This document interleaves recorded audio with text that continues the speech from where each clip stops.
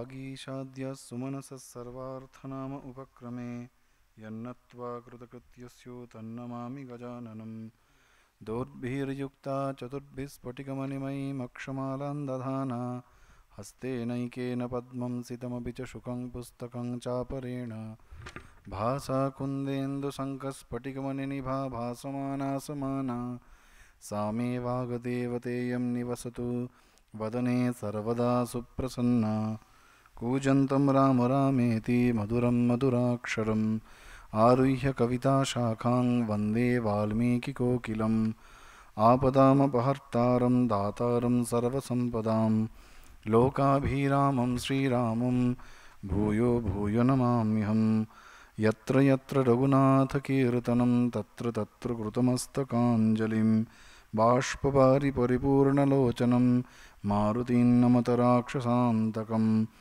असाध्यः साधकः स्वामिन् असाध्यं तव किं वद रामदूतकृपासिन्धो मत्कार्यसाधय प्रभो ॐ स्थापकाय च धर्मस्य सर्वधर्मस्वरूपिणे अवतारवरिष्ठाय रामकृष्णाय ते नमः। जानकीं राधिकां रूपधारिणीं सर्वमङ्गलां चिन्मयीं वरदां नित्यां शारदां मोक्षदायिनीम्।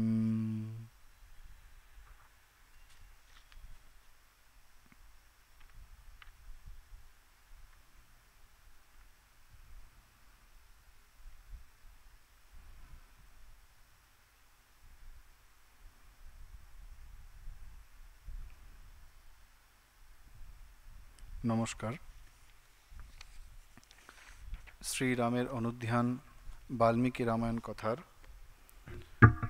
আজ ৫৩তম পাঠ ও আলোচনা। আগের দিন আমরা আলোচনা করেছিলাম যে রাম লক্ষ্মণ তারা তাদের বস্ত্র পরিবর্তন করে চির বস্ত্র অর্থাৎ গাছের ছাল পরিধান করেছে এবং দেবী সীতা তিনি জানেন না কিভাবে গাছের ছাল পরতে হয়, তাই তিনি কিংকর্তব্য বিমূঢ় হয়ে ওই রাজসভায় নয়, দশরথের সামনে, সেখানে সকলে রয়েছেন, দাঁড়িয়ে রয়েছেন এবং রাম তখন বুঝতে পেরেছেন সীতার কষ্ট। তিনি গিয়ে সীতাকে বলকল পরিয়ে দিলেন এবং সেই দেখে দশরথের অন্তঃপুরের সকলে চোখের জল ফেলতে লাগলেন এবং রামকে অনুরোধ করলেন যে হে রাম, সীতাকে তো বনবাসে যাওয়ার জন্য বলা হয়নি, তাই সীতাকে রেখে যাও, অন্তত সীতাকে দেখে তোমাকে না দেখার দুঃখ কিছুটা হলেও আমাদের লাঘব হবে। কিন্তু সীতা তিনি রামের অনুগামিনী, তিনি রামময় জীবিতা। রাম যা বলবেন, রাম যা করবেন, সীতা তাই করবেন। তাই সীতা তার মন পরিবর্তন করলেন না। যখন এই অবস্থায় রাম সীতাকে বলকল পরিয়ে দিয়েছেন, সেই অবস্থায় সেখানে কুলগুরু বশিষ্ঠ, যিনি দশরথের গুরু তথা বংশের সকলের গুরু, তিনি এই সমস্ত দেখে ক্রুদ্ধ হলেন। এতক্ষণ ঘটনা পরম্পরায় তিনি কিচ্ছু বলেননি। যে বশিষ্ঠ শ্রীরামের জন্মের আগে থেকে অশ্বমেধ যজ্ঞের আয়োজন করা থেকে শুরু করে সমস্ত কিছু বশিষ্ঠের নেতৃত্বে হয়েছে, ব্রহ্মজ্ঞ কুলগুরু তাঁর নেতৃত্বে হয়েছে, তিনি সমস্ত কিছু জানেন, সর্বজ্ঞ, তিনি ব্রহ্মজ্ঞ পুরুষ। এতক্ষণ তিনি সমস্ত কিছু জানলেন, দেখলেন, শুনলেন। কিন্তু এই পরিস্থিতিতে যখন জনকনন্দিনী সীতাকে গাছের ছাল পড়তে হচ্ছে, সেই অবস্থায় দেখে তিনি আর নিজেকে নিয়ন্ত্রণ করতে পারলেন না, তিনি ক্রুদ্ধ হলেন এবং ক্রুদ্ধ হয়ে কৈকেয়ীকে ভর্ৎসনা করতে শুরু করলেন। যে তিনি বলছেন কৈকেয়ীকে, তুমি তোমার সমস্ত সীমা ছাড়িয়ে গেছো, রাজার প্রতি বঞ্চনা করে, রাজাকে বঞ্চনা করে এবং রাজার দুর্বলতার সুযোগ নিয়ে তুমি যা কার্য করেছো তাতে তুমি সমস্ত সীমা অতিক্রম করেছো। কিন্তু সীতার তো বনে যাওয়ার দরকার নেই। সীতা কেন বনে যাবেন? সীতা বনে যাবেন না, বশিষ্ঠ বলছেন, এবং তিনি যুক্তি দিয়ে বলছেন, নগন্তব্যম বনং দেব্যা সীতয়া শীলবর্জিতে অনুষ্ঠাস্যতি রামস্য সীতা প্রকৃতমাসনম। নগন্তব্যম বনং দেব্যা, সীতা বনে যাবে না। সীতয়া শীলবর্জিতে, তিনি হচ্ছেন দুঃশীলে, অর্থাৎ তিনি হচ্ছেন আমাদের শীল অর্থাৎ কুল, সেই কুলের অলঙ্কার, তিনি কেন যাবেন? অনুষ্ঠাস্যতি রামস্য, যে রাজার আসন রামের জন্য নির্দিষ্ট হয়েছে, সীতা প্রকৃতমাসনম, সেখানে সীতা অধিষ্ঠান করবেন। খুব গুরুত্বপূর্ণ কথা বশিষ্ঠ বলছেন যে সীতা, তিনি রাম বনে যাচ্ছেন, রামকে বনে যেতে বলা হয়েছে, কিন্তু সীতা তার নিজস্ব অধিকার বলে রামের জায়গায় সিংহাসনে বসতে পারেন। শাস্ত্রে এর বিধান রয়েছে, শ্রুতিতে স্মৃতিতে এর বিধান রয়েছে। তারপরে বলছেন, আত্মা হি দারাহ সর্বেষাং দার সংগ্রহবর্তিনাম আত্মেয়ম ইতি রামস্য পালয়িষ্যতি মেদিনীম। বলছেন আত্মা হি দারাহ সর্বেষাং দার সংগ্রহবর্তিনাম, অর্থাৎ সীতা হচ্ছেন রামের আত্মাস্বরূপা। সীতা রামের মধ্যে বিভেদ নেই, রামের আত্মস্বরূপ হচ্ছে, তিনি হচ্ছেন সীতা। আত্মেয়ম ইতি রামস্য, সেই জন্য পালয়িষ্যতি মেদিনীম সর্বেষাং দার সংগ্রহবর্তিনাম, সেই জন্য প্রত্যেক গৃহস্থের পত্নী হল গৃহস্থের যে পতি, তার আত্মাস্বরূপ। সেই জন্য সীতাও রামের আত্মাস্বরূপ, এবং সেই আত্মস্বরূপ হওয়ার বলে তিনি সিংহাসনে বসতে পারেন। শ্রুতিতে রয়েছে অর্ধ বা এষ আত্মনো ইয়ৎ পত্নী। আমরা ইংরেজিতে একটা কথা বলি না, better half, wife is the better half of the husband. ওই যে বেটার হাফ কথাটি বলা হয়, সেটি শ্রুতিতে রয়েছে আমাদের। অর্ধ বা এষ আত্মনো ইয়ৎ পত্নী, অর্থাৎ পত্নী হচ্ছেন পতির অর্ধস্বরূপা, অর্থাৎ পতির আত্মস্বরূপা। পতি পত্নী ছাড়া সম্পূর্ণ হন না, সেই জন্যই বলা হয় বেটার হাফ। অর্ধ বা এষ আত্মনো ইয়ৎ পত্নী, তো সেই নিয়ম অনুযায়ী, সেই বিধি অনুযায়ী সীতা এই সমস্ত রাজ্য তিনি পরিচালনা করতে পারেন, তিনি সিংহাসনে বসার তার যোগ্যতা রয়েছে। এবং কৈকেয়ীর যে বর প্রার্থনা, সেখানে কোথাও তিনি সীতার উল্লেখ করেননি। আর যদি সীতা বনে চলে যান, বশিষ্ঠ বলছেন কৈকেয়ীকে, অথ ইয়াস্যতি বৈদেহী বনম রামেণ সঙ্গতা वयमत्रानुयास्यामः पुरं चेदं गमिष्यति अन्तपालाश्च यास्यन्ति सदारो यत्र राघवः सहोपजीव्यं राष्ट्रं च पुरं च सपरिच्छिदं। বলছেন রাম যদি সীতাকে নিয়ে যান, অর্থাৎ সীতা যদি রামের সঙ্গে যান বনবাসে, তবে আমরা এবং সমস্ত অযোধ্যাপুরবাসী তাকে অনুগমন করব। অর্থাৎ রামেণ সঙ্গতা বয়ম অত্র অনুয়াস্যামঃ, আমরা সেই সীতারামকে অনুসরণ করে আমরা বনে চলে যাব। যেখানে সীতারাম বিরাজ করেন সেটি হচ্ছে রাজ অন্তঃপুরী। এবং শুধু আমি নয়, সমস্ত অযোধ্যাবাসী, সমস্ত রাষ্ট্র ব্যবস্থা কর্মচারী সকলে চলে যাবে, সকলে বনে চলে যাবেন। আর শুধু তাই নয়, যে কইকেয়ী তিনি যে ভরতের জন্য সমস্ত কিছু করছেন, সেই ভরতও যদি এসে জানতে পারেন, তিনিও কিন্তু চির এবং বলকল ধারণ করে শত্রুঘ্নকে নিয়ে তিনিও বনে চলে যাবেন। তুমি অতি দুর্বৃত্তা, বশিষ্ঠ সকলের সামনে ভৎসনা করছেন কইকেয়ীকে, তুমি অতি দুর্বৃত্তা, তাই তুমি তখন একা এই জনমানবহীন অযোধ্যাতে রাজ্যকে শাসন করবে, কেউ থাকবে না। কাকে তুমি শাসন করবে? কারণ যেখানে রাম নেই সেখানে রাষ্ট্র নেই। নাহি তদ্ভবিতা রাষ্ট্রম যত্র রামো ন ভূপতি। অসাধারণ কথা বাল্মীকি বলছেন, যেখানে রাম রাজা নয় সে রাষ্ট্র রাষ্ট্রই নয়।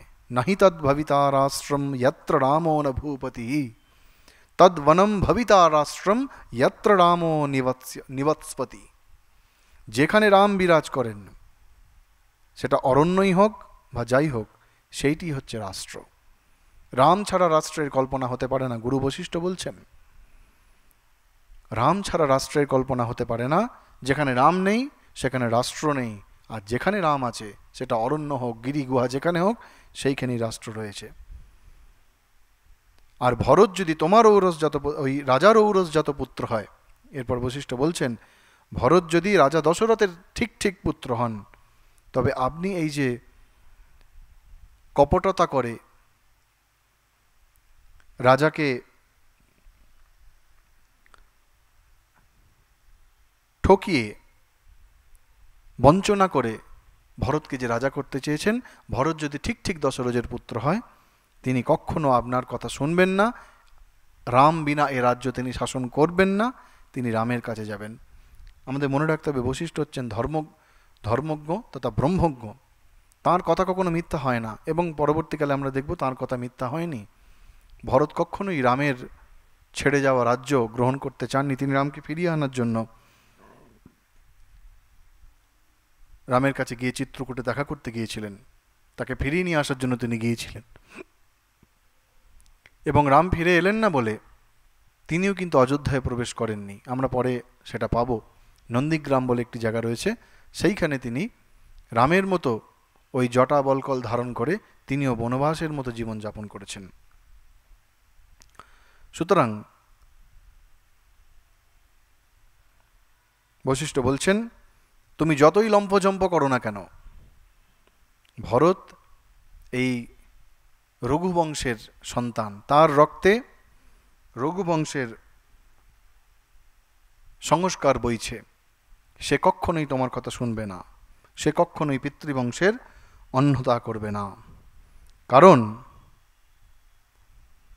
সেও হচ্ছে রামের অনুরক্ত, সেও হচ্ছে রামের সবচেয়ে বড় ভক্তদের মধ্যে একজন, ভরত।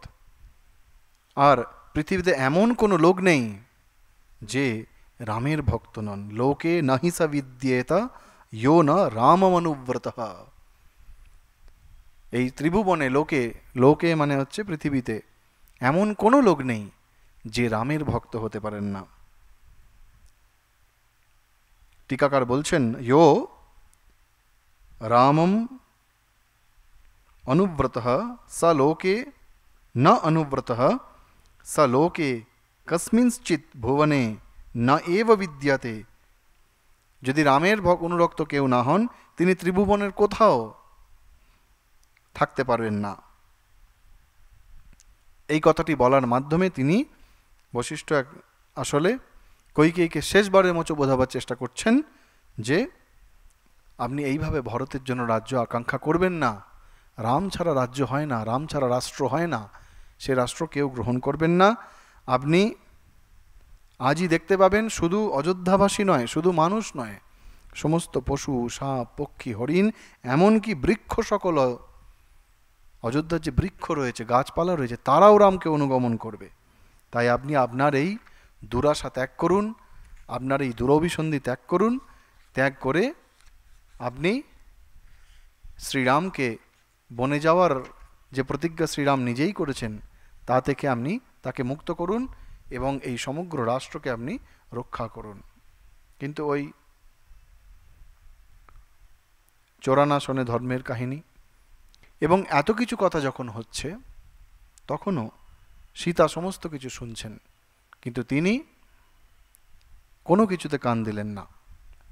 বশিষ্ঠ, তিনি কুলগুরু, তিনি বলছেন যে সীতা সিংহাসনে বসতে পারেন, তবু কিন্তু সীতা সে কথায় কান দিলেন না। নৈবস্ম সীতা বিনিবৃত্ত ভাবা, তার এতটুকু ভাবান্তর হলো না, এই সমস্ত কথা শুনে তার এতটুকু ভাবান্তর হলো না।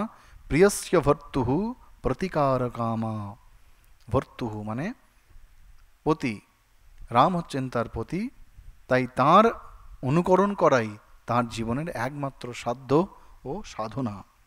তিনি সেটি ত্যাগ করতে চান না, তাই তিনি এই সমস্ত কোনো কথাতেই তিনি ভিজলেন না। তিনি যেমন ঠিক করেছিলেন যে তিনি রামকে অনুকরণ করবেন, রামের অনুগমন করবেন, তিনি সেই সিদ্ধান্তে তিনি অটল রইলেন। সীতাকে যখন এই অবস্থায় দেখলেন, সীতা যখন কোনো কারণেই কোনোভাবেই তার মত পরিবর্তন করছেন না, তখন দশরথ এবং সকলে হাহাকার করে উঠল এবং তিনি লজ্জিত হলেন দশরথ, যে জনক রাজাকে তিনি যে কথা দিয়েছিলেন সেই কথা তিনি রাখতে পারলেন না। তিনি কথা দিয়েছিলেন যে সীতার সমস্ত কিছু দায়িত্ব তাঁর এবং শ্রীরামের।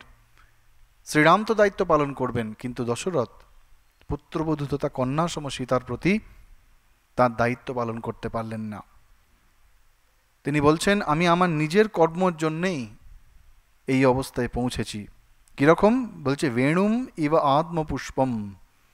বাল্মীকি খুব সুন্দর উদাহরণ দিয়ে বলছেন যে বাঁশের ফুল বাঁশকে দগ্ধ করে। বাঁশের যে ফুল হয় সেই ফুলই বাঁশের যখন আগুন লেগে যায় বাঁশ বনেতে, ওই ফুলগুলি সমস্ত বাঁশ ঝাড়কে একেবারে উজাড় করে দেয়। তো ঠিক সেমনি সেই রকম আমার কামনা পুষ্প আমাকে দগ্ধ করে দিচ্ছে। কেন? আমরা একদম অনেকবার বলেছি, যাহা রাম না ওয়াহা নাহি বাসে কাম। রাম এবং কাম এক জায়গায় থাকতে পারেন না। দশরথের যে দুর্বলতা কইকেয়ীর প্রতি এবং অন্ধভক্তি, সেইটি দশরথের বিনাশের কারণ হল। পুত্রকে পেয়েও তিনি কোনোভাবেই ধরে রাখতে পারলেন, রামের সান্নিধ্য থেকে তিনি বঞ্চিত হলেন। এইসব যখন বলছেন তখন রাম তিনি সমস্ত শুনছেন, তিনিও তার মন পরিবর্তন করার কোনো সুযোগ নেই। উল্টে তিনি এই অবস্থাতেও দশরথকে ধর্মকথা শোনাচ্ছেন যে, হে পিতৃদেব, আমার মা কৌশল্যা, তার আপনি যত্ন নেবেন, আপনি তাকে দেখবেন, তিনি যেন ইতোমধ্যেই তিনি এত বড় শোক পেয়েছেন, তার একমাত্র পুত্র বনে যাচ্ছে, আপনি দেখবেন তার আর যেন তাকে শোক পেতে না হয়, আপনি তার দায়িত্ব নেবেন, কারণ এই রাজমহলে আপনি ছাড়া তার আপনার কেউ নেই। কইকেয়ী যে কিনা নিজের বোনের মতো, তার যে হিংসা কৌশল্যার প্রতি, সেটি রাম খুব ভালোভাবেই জানেন। সেই জন্য তিনি যাওয়ার শেষ মুহূর্ত মায়ের জন্য পিতাকে অনুরোধ করে যাচ্ছেন। দশরথ সমস্ত শুনে আর কোনো এতবার ক্রন্দন করেছেন আর মূর্ছিত হয়েছেন। বাল্মীকি প্রত্যেক মুনি বাল্মীকি বিবরণ দিচ্ছেন যে নিজকৃত কর্মের জন্য দশরথের যে প্রায়শ্চিত্ত তা যেন শেষই হচ্ছে না। দশরথ এই সমস্ত কিছু শুনে বললেন, আমি হয়তো পূর্বজন্মে বা পূর্বে কোনো মাকে সন্তানহীন করেছিলাম বলে আজকে আমাকেও এই অবস্থার সম্মুখীন হতে হচ্ছে, আমার এই দুরবস্থা। সময় না হলে কারণ মরণ হয় না। মন্যে খলু মায়া পূর্বম নত্বে বানগতে কালে দেহাচ্যবতি জীবিতম। সময় না হলে কারোর শরীর যায় না, সময় না হলে কারোর প্রাণ নির্গত হয় না। সেই জন্য আমাকে এই দুরূহ কষ্ট সহ্য করতে হচ্ছে, অথচ আমার মৃত্যু হচ্ছে না। আর শ্রীরাম, দশরথ বলছেন, যে রাম সূক্ষ্ম বস্ত্র পরিধান করেন, যে রাম রাজকীয় বস্ত্র অলঙ্কার পরিধান করেন, সেই রাম সমস্ত কিছু ত্যাগ করে বিহায় বসনে সূক্ষ্মে তাপসাচ্ছাদমাত্মজম, তিনি সমস্ত রাজকীয় বস্ত্র ত্যাগ করে তপস্বীর বেশ ধারণ করেছেন। কিন্তু তপস্বীর বেশ ধারণ করলেও শ্রীরামের যে অঙ্গকান্তি, শ্রীরামের যে ব্যক্তিত্ব, তার এতটুকু কম হয়নি। কেন? কারণ রাম হচ্ছেন যজ্ঞ পুরুষ, অগ্নিদেবের মতো। যখন যজ্ঞ হয়, অগ্নি যেমন একদম দাউ দাউ করে জ্বলে হোম যজ্ঞের সময়, সেই অগ্নির যে ঔজ্জ্বল্য, শ্রীরামের চরিত্র, শ্রীরামের দেহকান্তি সব মিলিয়ে সেটি এত উজ্জ্বল, তিনি যাই পরে থাকুন না কেন, রাজকীয় বস্ত্রই পরুন অথবা গাছের ছাল পরুন, তাতে তার অঙ্গকান্তি এতটুকু কম হয় না। যেমন ছিল তেমনই থাকে। কেন? কারণ সেই রাম হচ্ছেন পরমাত্মা স্বরূপ। তমেব ভান্তম অনুভাতি সর্বম তস্য ভাষা সর্বমিদম বিভাতি, মুন্ডকোপনিষদে আছে যে পরমাত্মা স্বরূপ ব্রহ্ম, তাঁর আলোকেই সকলে আলোকিত, তাঁর অস্তিত্বেই এই সমস্ত জগতের অস্তিত্ব নির্ভর করছে। তাই শ্রীরামের চরিত্রের ঔজ্জ্বল্যে, শ্রীরামের ব্যক্তিত্বের ঔজ্জ্বল্যে এই সমস্ত জগৎ উদ্ভাসিত। সেই রামের ঔজ্জ্বল্য কমবে কেন? এই সমস্ত বলতে বলতে বারবার রাম বলে আর কিছু বলতেই পারলেন না। দশরথ শুধু রাম উচ্চারণ করছেন আর বিলাপ করছেন। এরপর তিনি সুমন্ত্রকে ডেকে পাঠালেন। দশরথ ডেকে বললেন যে সব থেকে যে উত্তম রথ, সেই রথ নিয়ে এসো রামের জন্যে। সঙ্গে সঙ্গে সুমন্ত্র গিয়ে রথ নিয়ে এলো। তারপরে দশরথ তাঁর যে কোষাধ্যক্ষ তাকে ডাকলেন এবং ডেকে বললেন যে বহুমূল্য বস্ত্র সকল এবং শ্রেষ্ঠ শ্রেষ্ঠ অলঙ্কার সব সীতার জন্য নিয়ে এসো। তো সেই কোষাধ্যক্ষ, এখানে বাল্মীকি বলছেন বিত্ত সঞ্চয়ে সর্বতঃ শুচিহি। কোষাধ্যক্ষ কীরকম হবেন না, তিনি সর্বতঃ শুচিহি, সর্বতভাবে তিনি পবিত্র হবেন। টিকাকার বলছেন কিরকম পবিত্রতা? একজন টিকাকার বলছেন শুচিহি ইহ অমূত্র অন্যুরাহা, তিনি কোনোভাবে মিথ্যা কথা বলবেন না। আরেকজন টিকাকার বলছেন কাপট্যাদি সংসর্গরহিত, কোনো কপটতা তার মধ্যে থাকবে না। যিনি কোষাধ্যক্ষ, কোষাধ্যক্ষ মানে যিনি ধনসম্পদ রেখে দেন বা ধনসম্পদের দেখভাল করেন যিনি, তিনি হচ্ছেন কোষাধ্যক্ষ। সেই কোষাধ্যক্ষ, তার মধ্যে এতটুকু কপটতা থাকবে না, তিনি অকপট হবেন, তিনি মিথ্যা বলবেন না। তো সেই কোষাধ্যক্ষকে তিনি ডেকে পাঠালেন। তিনিও সীতার জন্য ওই সমস্ত বস্ত্র এবং উত্তম উত্তম অলঙ্কার নিয়ে আসলেন এবং সীতা সমস্ত অলঙ্কার ধারণ করলেন। ধারণ করে তাঁরও অঙ্গকান্তি, সেটি তাঁরও অঙ্গকান্তি বৃদ্ধি হলো যেন। তিনি ওই বলকল পরেছিলেন এবং তার ওপর ভূষয়ামাস গাত্রাণি তৈর বিচিত্রৈহি বিভূষণৈহি, বিচিত্র সব অলঙ্কার তাকে পরানো হলো এবং সেগুলি সুলক্ষণযুক্ত অলঙ্কার দ্বারা তিনি অলঙ্কৃতা হলেন। রাজবস্ত্র, তার ওপর চিরবস্ত্র ধারণ করেছেন সীতা, তবুও তার সীতার ঔজ্জ্বল্য, সীতার চারিত্রিক উৎকর্ষতা বা সীতার যে রাজবস্ত্র পরিহিত করার সময়ও সীতার যে ঔজ্জ্বল্য ছিল সেটি এতটুকু কম হলো না।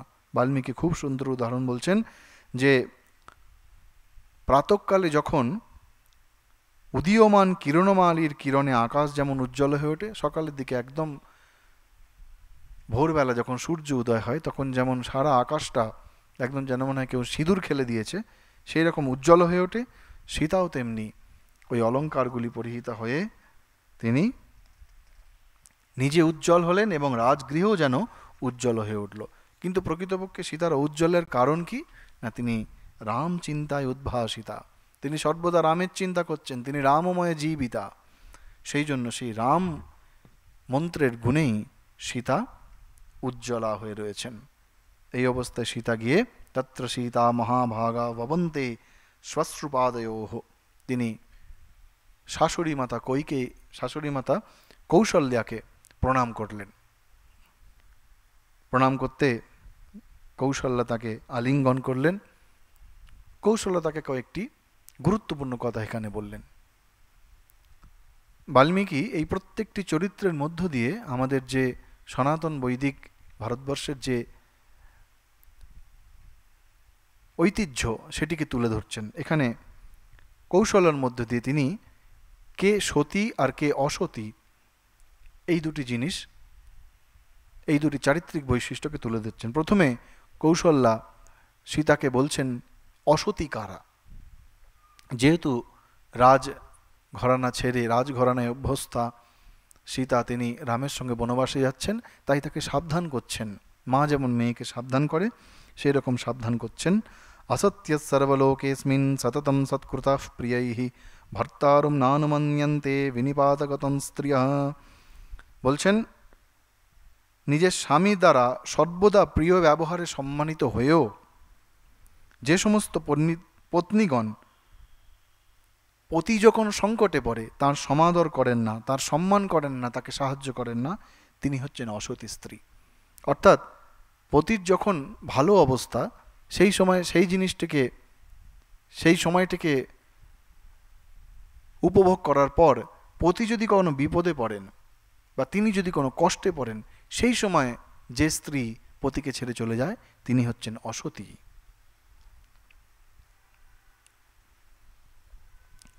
আর কি বলছেন? এষ স্বভাব নারীণম অনুভূয় পুরা সুখম অল্পমপ্যাপদম প্রাপ্য দুষ্যন্তি প্রজহত্যপি। অসতীর স্বভাব কীরকম হয়? তিনি প্রথমে সুখানুভব করেন, প্রথমে সুখটা উপভোগ করে নিলেন, পরে সামান্যতম দুঃখ পেলেই তিনি স্বামীকে দোষারোপ করে তাকে ত্যাগ করেন। দুষ্যন্তি প্রজহত্যপি। একটু যদি দোষ দেখেন সঙ্গে সঙ্গে সেই স্বামীকে পরিত্যাগ করেন, তিনি হচ্ছেন অসতী। আর কি? অসত্যশীলা বিকৃতা দুর্গা অহৃদয়া সদা অসত্য পাপ সংকল্পাহ ক্ষণমাত্র বিরাগিণঃ। আমি প্রথমে এই দুর্গা শব্দটা দেখে আমার একটু মনের মধ্যে একটু চিন্তা হলো। দুর্গা মানে তো আমরা মা দুর্গাকেই বুঝি, কিন্তু এখানে দুর্গা মানে হচ্ছে দুর্গা দুষ্ট অভিসরণাদি গতিশীলাহ। যিনি দুষ্ট অভিসারিণী তিনি হচ্ছেন দুর্গা। এখানে দেবী দুর্গা নয়, অর্থাৎ যা দুর্মতি হয়েছে সেই দুর্মতি বিকৃত স্বভাব সম্পন্না তিনি হচ্ছেন দুর্গা, দেবী দুর্গা কিন্তু নয়। আর এই অসতী যারা, তারা তাদের মধ্যে ক্ষণিকের জন্য বৈরাগ্যের ভাব আসে না। বৈরাগ্য মানে কোনটি ভালো কোনটি মন্দ, ভালোটিকে নিয়ে মন্দটিকে ছেড়ে দেওয়া, এটিকে বৈরাগ্য বলে, বিচার বৈরাগ্য। সেই বৈরাগ্য এতটুকু আসে না।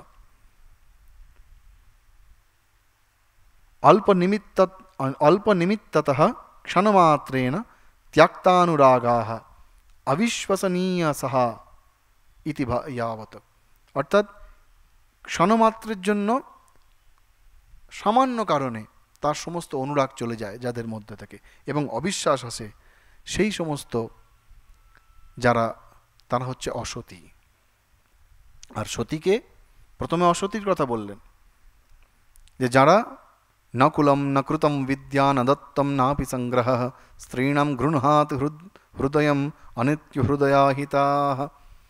বলছে যারা অসতী হয় তারা পতির বংশমর্যাদা নিয়ে ভাবেন না। যে বংশে তিনি এসেছেন সেই বংশের মর্যাদার জন্য তার এতটুকু চিন্তা নেই। তার পতির যে সৎকর্ম সেই সৎকর্ম নিয়ে তার কোনো চিন্তা নেই।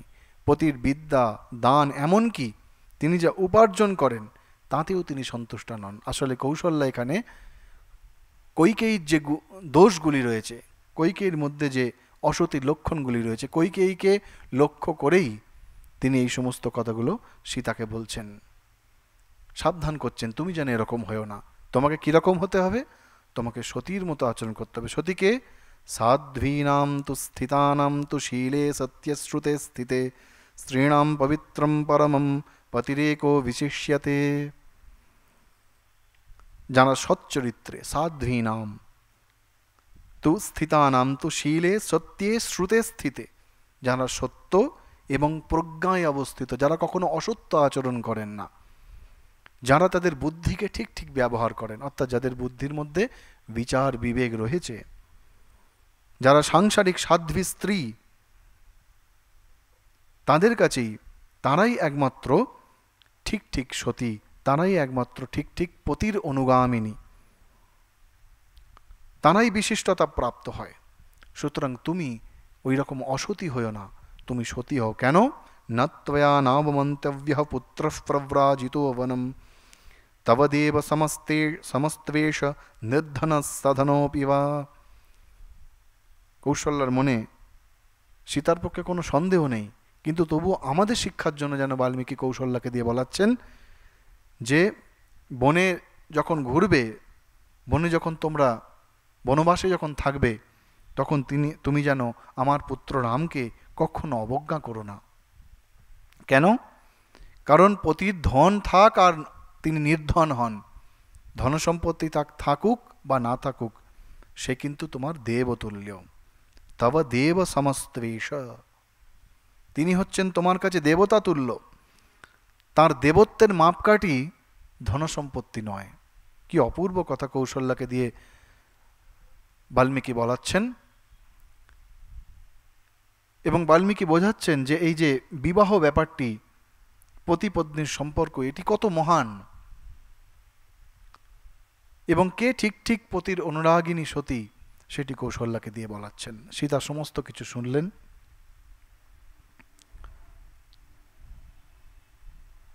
শোনার পরে সীতা বললেন, কৃতাঞ্জলি পুটে কৃত্বাঞ্জলি মুবাচেদম, হাত জোর করে বললেন যে আপনি যেগুলি বলছেন এগুলি আমি সবই পালন করব, তবে স্বামীর সঙ্গে কিভাবে আচরণ করতে হয় এ ব্যাপারে আমি আমার গুরুজনদের কাছে শুনেছি। আমার মা বাবা ছোট থেকে আমাকে শিক্ষা দিয়েছেন, আমি এগুলি সব শুনেছি, আমি এগুলো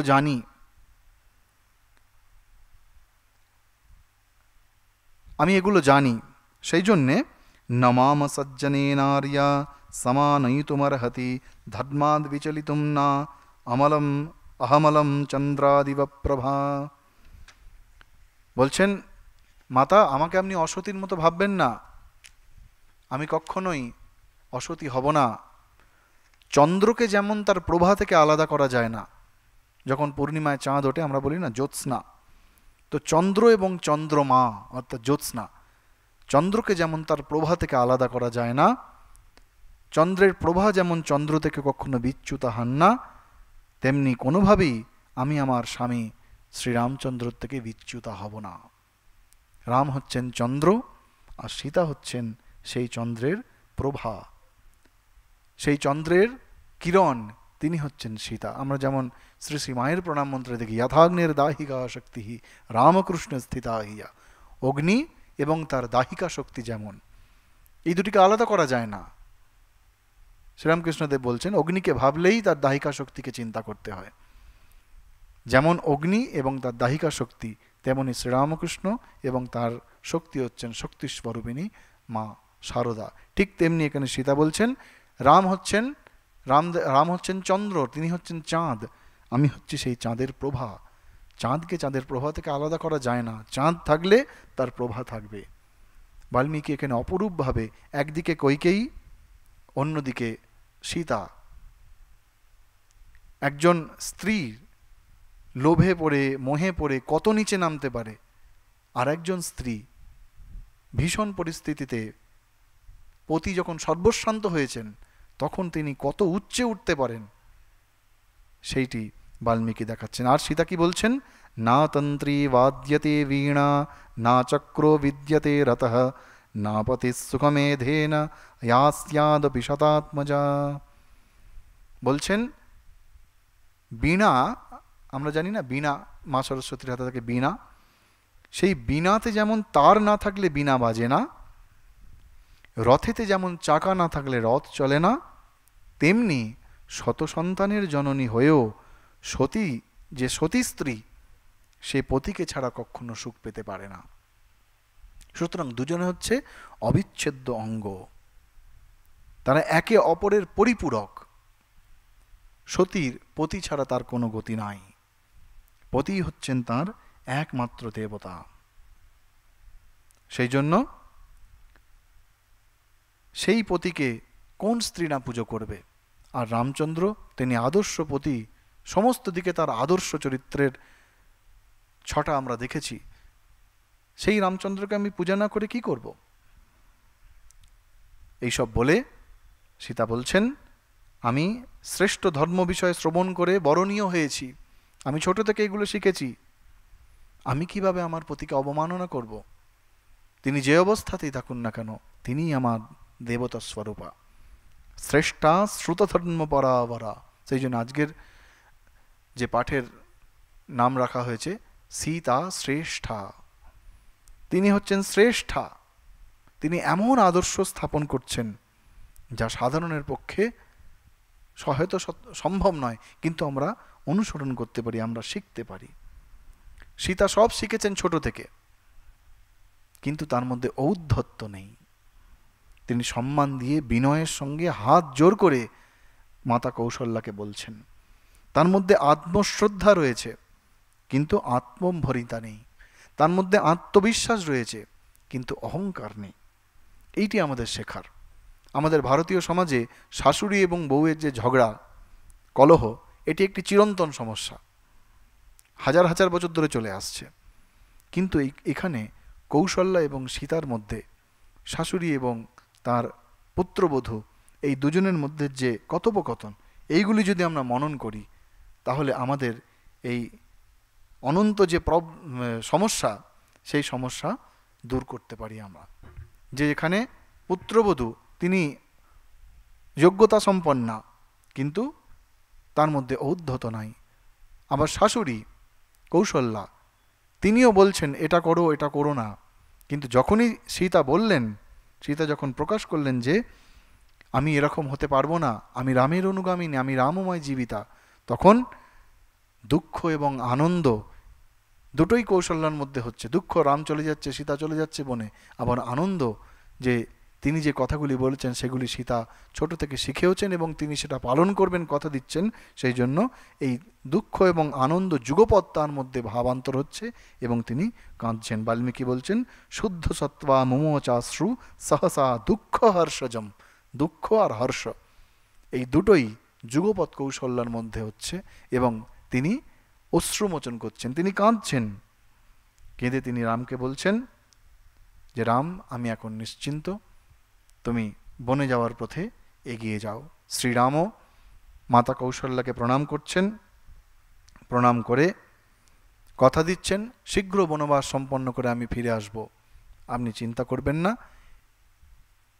এবং সেই সঙ্গে দশরথের যে অন্যান্য রানীরা যারা রয়েছেন, অন্য রাজমাতারা যারা রয়েছেন, তাদের সকলকে শ্রীরাম প্রণাম জানাচ্ছেন এবং প্রণাম জানিয়ে বলছেন, অজ্ঞানবশত যদি আপনাদের প্রতি কোনো রূঢ় ব্যবহার করে থাকি, আপনাদের যদি কষ্ট দিয়ে থাকি, তার জন্য আপনারা আমাকে ক্ষমা করবেন, আপনারা আমাকে ক্ষমা করবেন, পুত্রবৎ ভেবে আপনারা আমাকে ক্ষমা করবেন।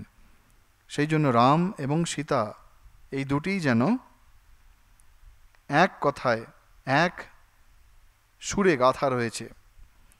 সেই জন্য বারবার স্বামীজি তিনি সীতার কথা বলতে বিহ্বল হয়ে যাচ্ছেন।